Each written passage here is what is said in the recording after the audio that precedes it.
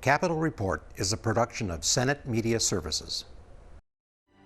This week, Minnesota's longtime legislative auditor reflects on his impressive career, and the DNR commissioner talks about the health of Minnesota's natural resources. Plus, a look at the extensive array of stonework in Minnesota's state capitol. Stay tuned for this week's Capitol Report.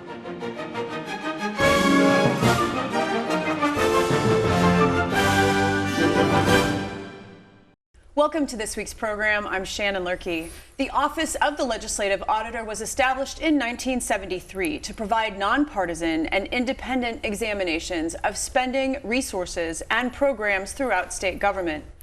Jim Nobles has been at the helm of this work as Minnesota's legislative auditor for the past 38 years and has recently announced his intention to retire. He joins me now. Thank you so much for being here. Thank you for having me. In your retirement announcement, you wrote that you began your career as an intern in the research department at the House of Representatives in July of 1972. How did you find your way to becoming the legislative auditor in 1983? And as a young man, could you have even envisioned a career like the one that you've had? No, I really didn't envision it. You know, and I know this may sound like I'm just being modest, but it's true. I was very, very lucky. I came to work at the legislature because my guidance counselor at graduate school said, you know, they've created this nonpartisan research office at the House of Representatives. Would you like to serve your internship there? And I said, well, yeah, of course. But what I didn't know and learned quickly is that the legislature, Minnesota legislature, but other legislatures around the country, were doing a variety of things to really strengthen the legislative institution as a part of checks and balances, separation of powers. And there were just some wonderful leaders here on a bipartisan basis doing that. And so the legislature brought in a number of offices, individuals. The revisor came into the legislative branch from the Supreme Court. So I came at just the right time for an opportunity for somebody like me who was interested in government but really didn't want to get involved in politics. Unfortunately, I sometimes see both sides. Well, I think your position has also required you to develop skills in diplomacy and succinctness. To that end, the final sentence of your retirement letter reads, and is perfectly worded, quote, "Serving as legislative auditor has truly been an honor, and many days it has also been fun." Talk about the fun. Okay. Well, let me say, though, the honor is to be working on really important principles of our democracy. As I said, separation of powers, checks and balances, and accountability. If we don't have accountability in government, that's when the foundation is really cracking.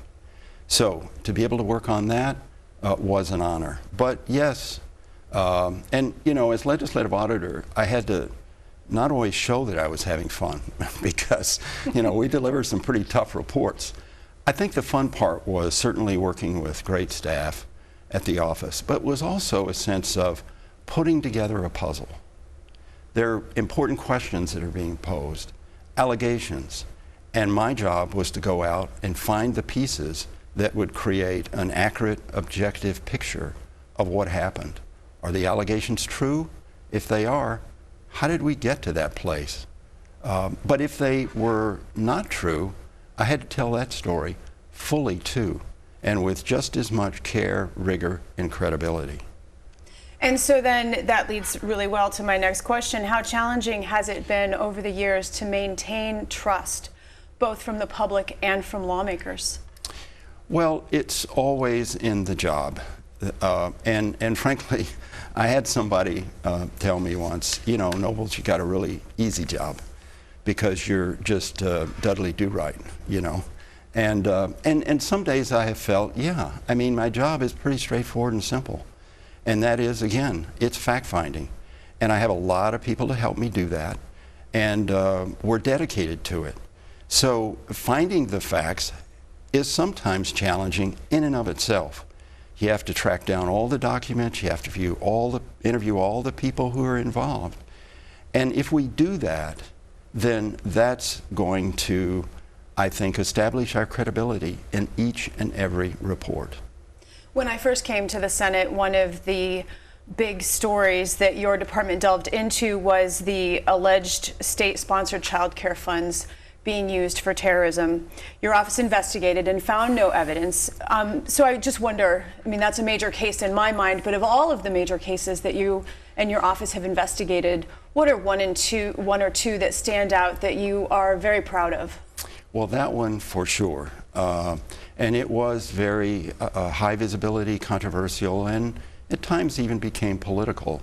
As you know, there was a media report with witnesses, supposedly people who knew what they were talking about, whistleblowers who had worked on the inside of government, who said there was $100 million in fraud in the child care system, and that a lot of that money was going overseas to fund terrorists, specifically in Somalia. So what I had to do was, first, is there fraud? And we found, yes, there is some, and what we relied on were the convictions in court. And so it was a matter of relying on the facts that had been presented to a judge or a jury. But then we looked for, well, where is that money going? And that's where we had to do a tremendous amount of work and talk to a lot of investigators who work in that world of terrorism. And frankly, it was extremely helpful that they were cooperative. And so we worked with the FBI, we worked with the U.S. Attorney's Office, and what we had to know is, and of course, they have to be careful about what they share. And so I had to build trust with them, that I would maintain confidentiality. But we needed to know, what do you know? Because we can't find the evidence. We can't go to Somalia and track the money. But there were people who were doing that. And so they told us, yes, there is money coming from the United States and Minnesota that ends up in the hands of terrorism. People probably don't want that to happen, but the terrorists knock on their door when they know they've received a remittance from the United States. But we couldn't find that the child care money was a part of that. Mm-hmm. The phrase that data doesn't lie has been used historically to defend the results of scientific inquiry and analysis. But at this moment, it does seem that some people are increasingly skeptical of the information that comes from government and institutions. Will the next legislative auditor's job be more difficult than yours has been? Yes. The political environment in which we work has changed, and many issues are very politically polarized. And I already know that sometimes it was difficult to convince a legislator that was absolutely sure that there was $100 million because heard it on television, and to convince them that we couldn't establish that and find that evidence, or that it was going to terrorism, really sometimes created a difficult situation for us. But also the fact that we named cases that involved Somalis that were convicted of some amount of fraud really antagonized some people on the other side. And so, yes, it can be very challenging because people have agendas.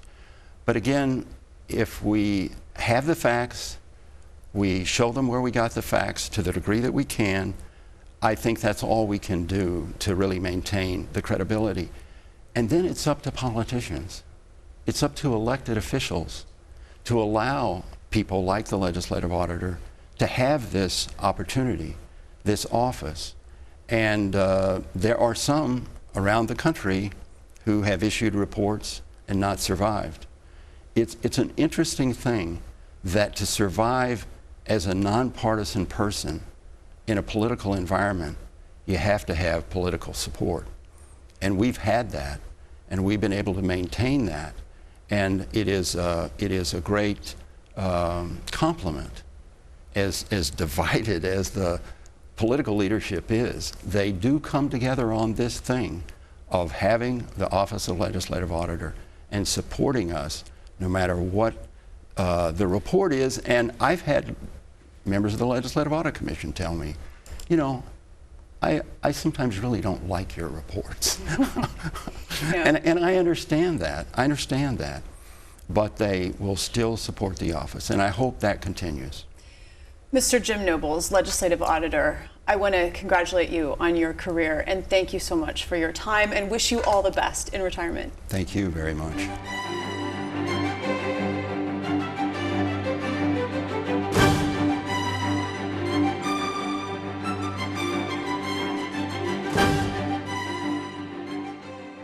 Whether you're looking for the best spot to view fall color or getting ready for deer hunting season, the Department of Natural Resources has a wealth of information to help you get out and enjoy the great outdoors.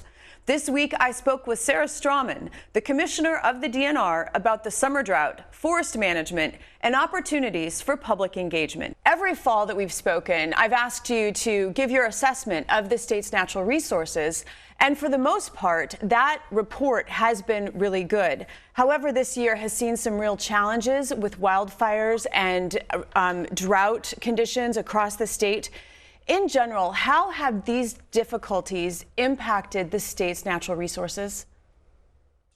Yeah, well, thank you so much for having me. I always enjoy having the opportunity to talk to you in the fall and do a little recap of the year. And of course, fall is just one of the best times of year in Minnesota. And I think in terms of our natural resources, I would say Minnesota has abundant, diverse, and healthy natural resources. And that's really one of the things that defines our state and makes it the great place to live that it is.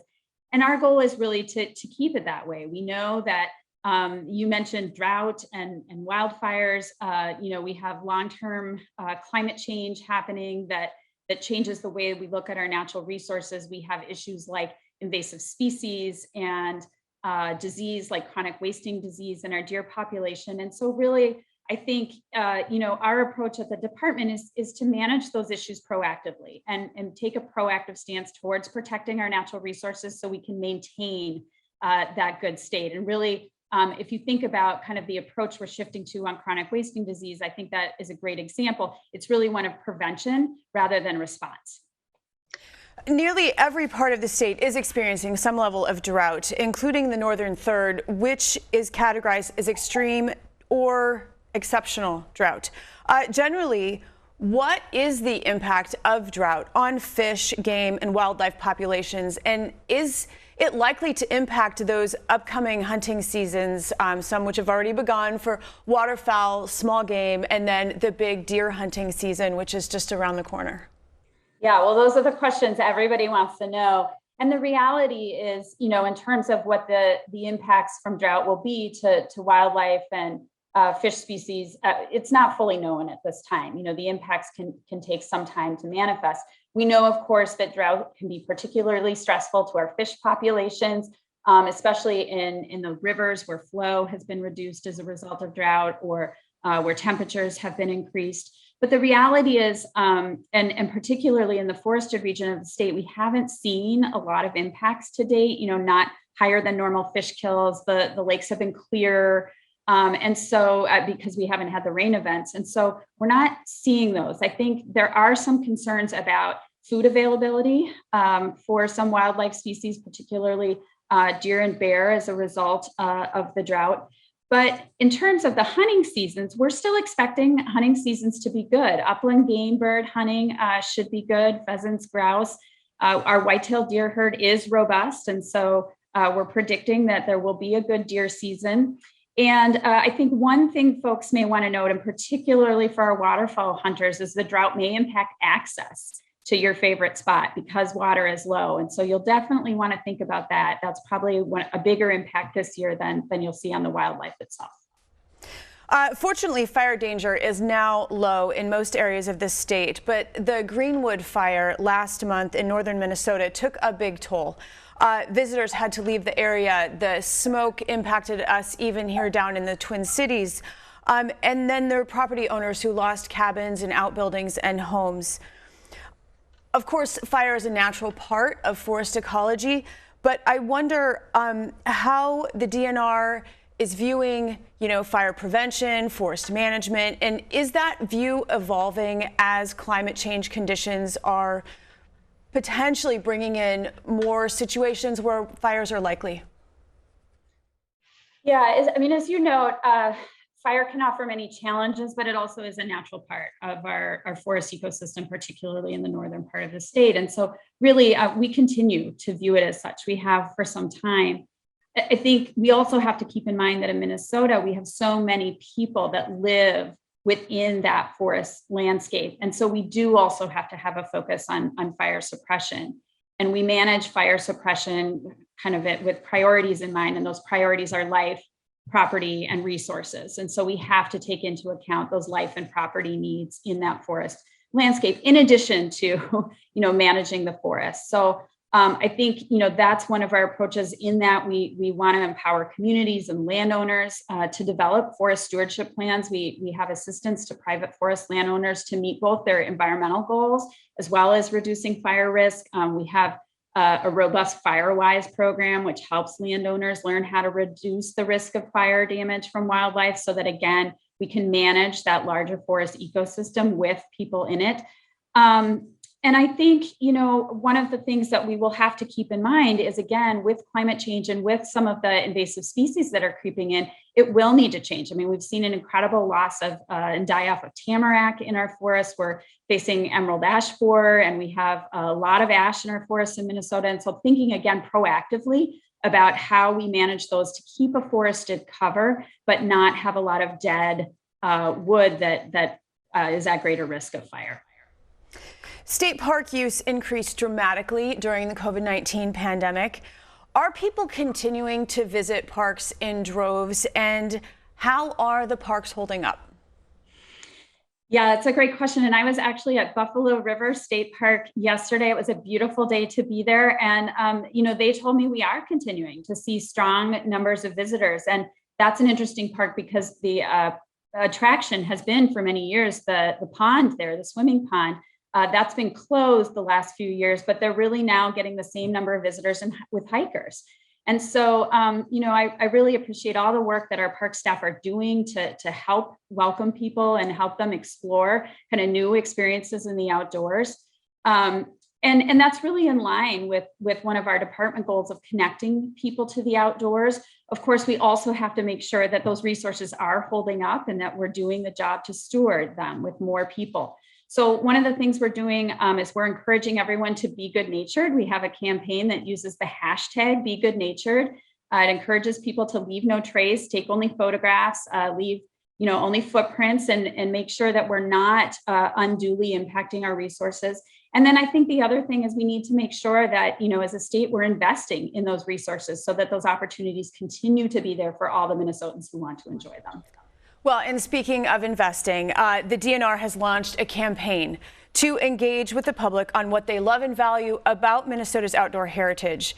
It's the first step in a longer-term effort to find new ways to provide funding for the Department of Natural Resources. You told John Myers, a reporter for the Duluth News Tribune, that the DNR is struggling to tread water.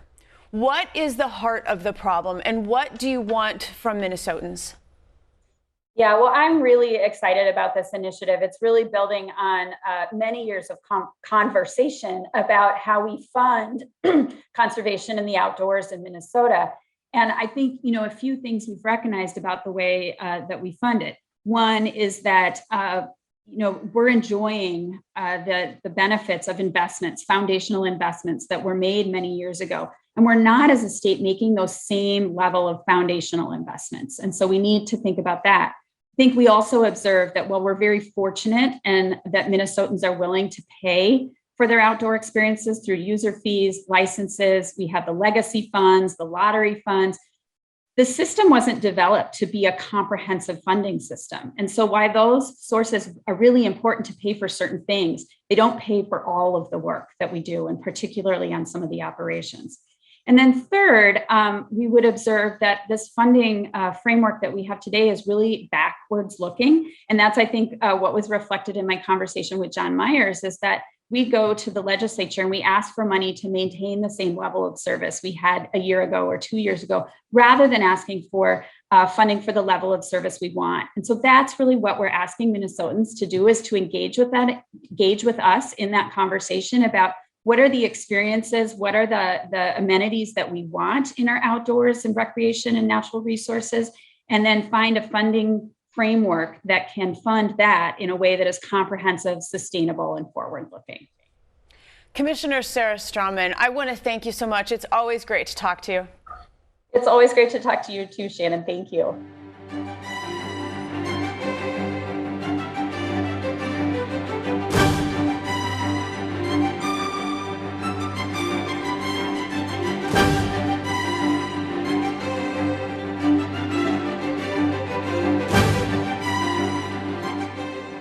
The Minnesota State Capitol was constructed and adorned with more than 20 types of stone from Minnesota and around the world.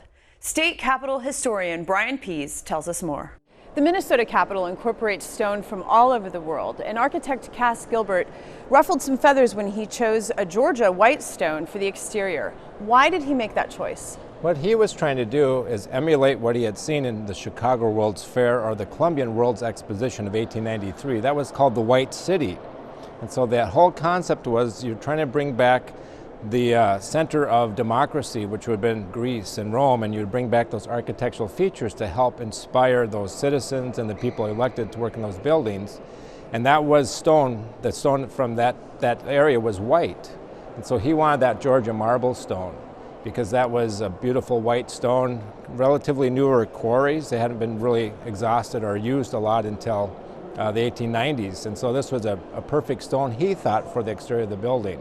It did create some controversy, because what you want in Minnesota when you're building your own state capitol is Minnesota stone. So we have plenty of granite and we have sandstone and limestone. So people were saying, let's help the people of the state by building our capitol with materials we can take out of the ground right within our boundaries. And so he pushed against that. And the other part of that too was you had the unions, you had the carpenters, and you had the stone cutters and carvers and all the people that are supposedly getting jobs here. You want them to have the jobs to do the stone carving here. So the fear was, if you buy stone from Georgia, they're going to cut the stone out of the quarry, they're going to dress the stone down in Georgia. All the people in Minnesota are going to lose those job opportunities. So they worked out a compromise. They did, yeah. So the Butler Ryan Company, the general contractors to build this capitol, went down to Georgia, bought the quarry, and now you cut out that middleman. So now you can send up all the materials raw, and in the northwest corner of the Capitol building site, they built their own stone mills and stone carver sheds. So people were hired from Minnesota and the local areas to do that work on site. So it was a win-win for everybody. I counted at least 21 different types of stone in the Capitol. Why is there so much variety? Well, Cass Gilbert once again is trying to recreate these Italian Renaissance buildings. And so they were bringing in stone from all over Europe. And so you have, because of that variation of colors and tones, you can really create some beautiful architectural vistas. And you can look down one end of the building to the other and see different types of stone and different colors. And so he incorporated as many of those different stones from throughout the world as he could to incorporate into the decoration. And some of them are really small scale stones, and others are huge columns from Italy, for instance. And you have stone, the stone points in the star in the rotunda, those pinkish orangish triangles are from Africa. And then there's the balusters and the railings on the second floor are all from Greece. So there you just get a good sample of some of the stone that he was bringing in to make this a really beautiful building. And so here we are on the second floor, the grand floor of the rotunda, and there are columns all around. Some are Italian, some are Minnesota. Talk about the different kinds of stone and how he incorporated it into this space. Right. Once again, you have this palace to talk about all these different types of stone from throughout the world, but you also want to remember this is Minnesota's state capital. So the second floor rotunda is really a showplace of that Minnesota stone. All the interior wall stone is a Kasota limestone, which is a pretty common building material today. He was one of the first to actually use that rougher limestone, have it buffed and polished to make it look like a marble. And so that's what we see on the walls right here around us. Right, and then that set the whole color tone for the rest of the interior decoration. You know, what matches those tan tones throughout the building. Plus he used these big columns, granite columns from Minnesota on the east and west side of the second floor rotunda, some huge granite columns from Ortonville. So once again, you're showcasing some of that granite industry of the state. And so then above those columns, there's a pink ribbon of stone, and that's Sioux quartzite. So that represents the southwestern corner of the state, where there's a lot of deposits of this reddish stone that you'll find throughout that corner of the state of Minnesota. So once again, it's a place that you're talking about government and the state history, but also state products as part of that decoration. I've been told that at least one type of stone in the Capitol is now extinct. Is that true, and which one is it? Yeah, we believe the stone that you'll find in the Senate chamber, which is called a fleur de pêche, which in French is peach flower. And it's a really beautiful purple, marbled, and huge grained texture to that, and it's a really unique stone to this entire building. And so we believe the stone that we use in that chamber no longer exists in France. The quarry, because it's been quarried for so many centuries, is pretty much gone. Some people say that the Italian columns that are outside the Senate chamber and also outside the Supreme Court were not put together properly, and that's why the columns don't match. Is that true? That's a good story that's been perpetuated for many generations in the Capitol, but we do have letters that Cass Gilbert is writing to the Butler Ryan Company as they're doing the final kind of tweaking of those spaces. And he delineates, and he has a circle on for each one of these big colonnades that he wants on the center section, that one centerpiece turned one quarter this way. He wants another section taken from this column and moved to the other side. So he was fine-tuning them with the intention of them not matching. So the idea was he wanted to have a variety of colors and patterns, so when you looked up and down that second floor, ground floor, you would see these beautiful vistas, and you would have kind of just all these different colors coming together. And it's, when you take a close look, he was very careful of where he wanted the different color schemes. So if you look toward the Senate side, the big columns that are in three pieces, those are all from Italy, of course, but they all have a reddish to grayish tint to it. The ones on the Supreme Court side all have a greenish and gray tint. So he didn't have those colors mixed and matched. He wanted them separate for each side of the second floor. So from a historian's perspective, what stones represent Minnesota? What's the most important stonework that's in the Capitol building? Well, we talked about the Kasota limestone, which is prevalent throughout every floor of the state capitol. So that really is the kind of the stone you'll see when you walk into the building. But we mentioned the granite columns from Minnesota. There's also the granite steps and foundation from the outside. So that was part of that compromise, that Gilbert could use the white stone, but also needed to incorporate some granite and Minnesota local stone in the exterior. And that really is, it gives a good contrast of kind of this speckled, darker base, and then you get this beautiful white building in its dome looming above that foundation.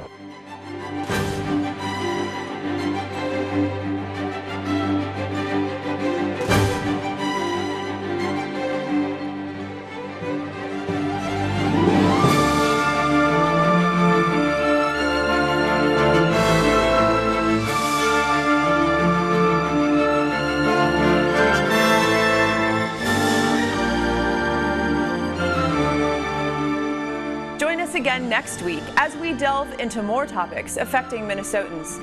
I'm Shannon Loehrke, and on behalf of all of us at Senate Media Services, thanks for watching.